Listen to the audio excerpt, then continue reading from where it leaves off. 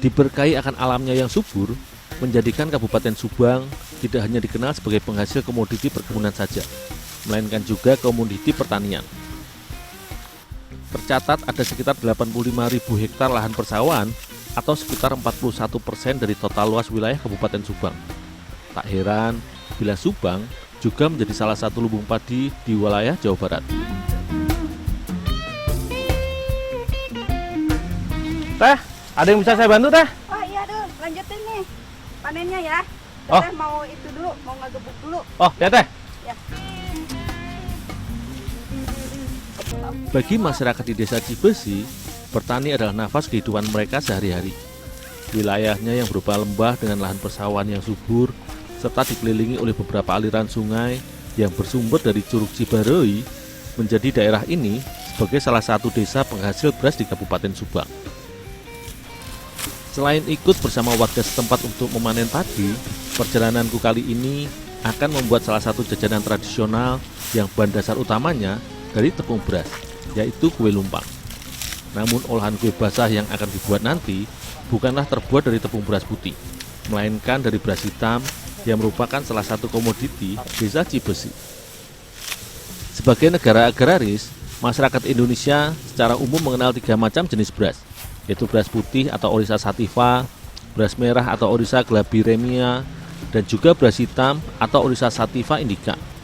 Namun hanya beras putih yang paling banyak dikonsumsi setelah beras merah dan beras hitam. Desa Cibesi merupakan satu di antara beberapa daerah di Indonesia yang memiliki hasil alam berupa beras hitam atau biasa disebut beas gadok. Jenis beras ini termasuk dalam varietas langka atau tidak sembarang tempat dapat tumbuh dan dibudidaya. Selain itu, beas gadok biasa dipanen warga setiap 7 bulan sekali. Tak heran bila di beberapa wilayah seperti di Tanah Toraja, beras hitam termasuk disakralkan karena masa panennya yang cukup lama bila dibandingkan dengan beras putih.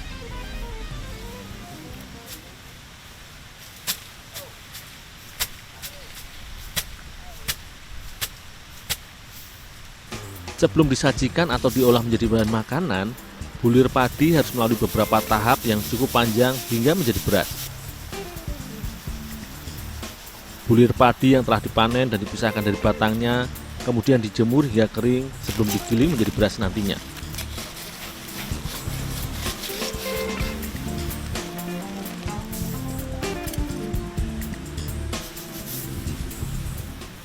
Ya Teh? Tolong itu padi yang sudah kering, angkat terus bawa ke rumah ya. Oh, ya Teh. Ya.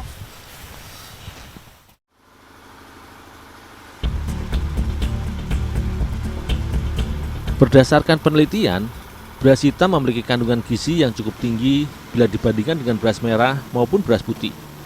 Selain mengandung beberapa zat seperti serat, zat besi, vitamin B6, serta karbohidrat, keunggulan dari beras hitam adalah lebih rendah kalori bila dibandingkan beras merah apalagi beras putih.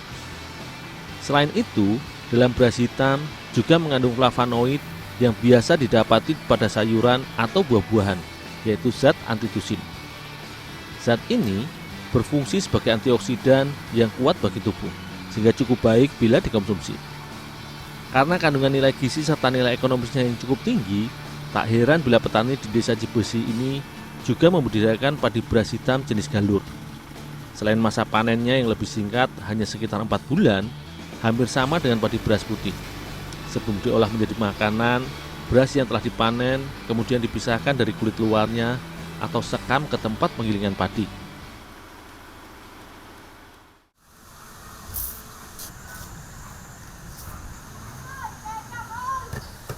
Kue lumpang merupakan jajanan kue basah yang biasa terbuat dari tepung beras.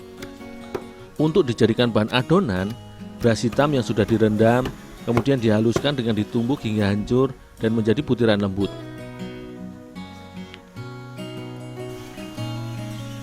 Selanjutnya, butiran tepung disaring agar didapat tepung yang halus.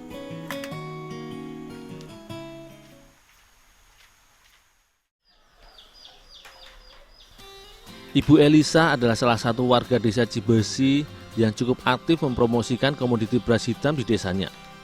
Bersama dengan beberapa warga, ibu dua anak ini mendirikan kelompok kreasi Pojok Kawung untuk memasarkan beras hitam asli Cibesi dengan merek dagang Menak atau yang berarti bangsawan dalam bahasa Sunda.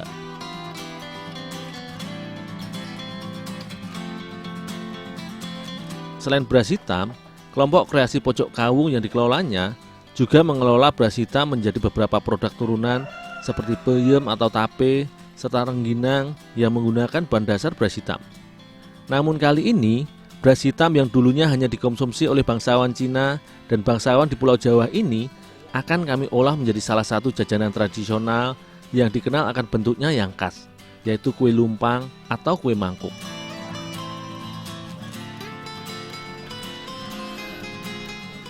Awalnya, santan kelapa dicampur dengan gula pasir hingga gula terlarut. Selanjutnya, semua bahan seperti tepung beras dicampur dengan sedikit tepung tapioka sebagai pengikat adonan dan kemudian dikocok hingga rata. Hasil pencampuran bahan inilah yang akan menjadi bahan dasar yang akan dibuat. Khusus untuk kue lumpang beras hitam yang aku buat kali ini, Ibu Elisa menambahkan adonan fla dari telur dan santan sebagai topping atau adonan penutup di atasnya.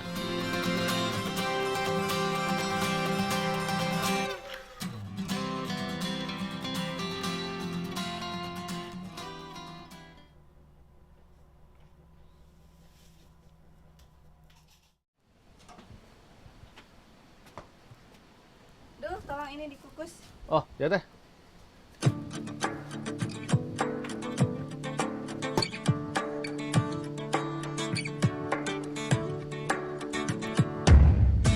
Dinamakan kue lumpang karena adonan beras dibentuk ke dalam cetakan yang berbentuk mangkok kerucut sebelum dikukus. Sehingga setelah adonan matang dan dikeluarkan dari cetakan, bentuknya menyerupai lempang atau tempat untuk menumbuk beras.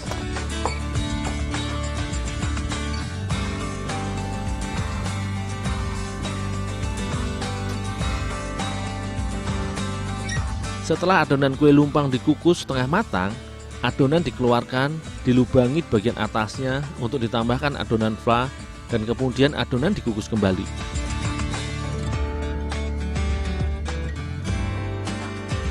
Proses pembuatan kue lumpang variasi ini sebenarnya hampir sama dengan pengolahan kue mangkuk khas Thailand. Hanya saja adonan kue lumpang buatanku bersama ibu-ibu di desa Cibesi ini memiliki cita rasa yang manis.